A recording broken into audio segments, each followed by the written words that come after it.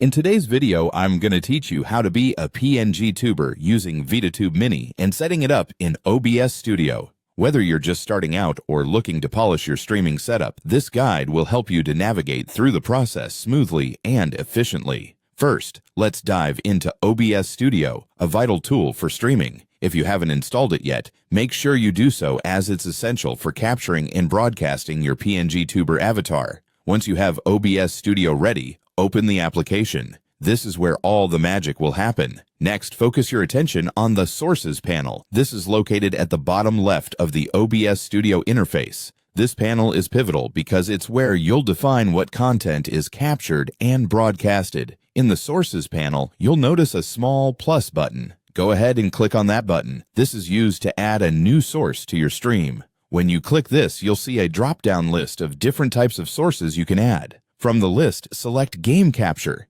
This option is perfect for capturing your Veadotube Mini window, as it's designed primarily for applications and games but works fantastically for this setup. You'll then be prompted to customize the game capture settings. Here, look for the Capture Specific Window option in the Settings dialog. Clicking this will allow you to choose which particular window OBS Studio should focus on. This is crucial for displaying only your Pngtuber avatar without any distractions. After selecting Capture Specific Window, you'll need to specify the window you want to capture. Make sure your Veadotube Mini application is running so you can pick it from the list. This ensures that OBS Studio captures solely the Veadotube interface, keeping your stream clean and focused on your avatar. Now, set the Mode option to Capture Specific Window if it's not already selected. This setting blankets additional options, emphasizing the importance of focusing on the specific window where your Pngtuber operates. This step ensures you're not capturing extraneous footage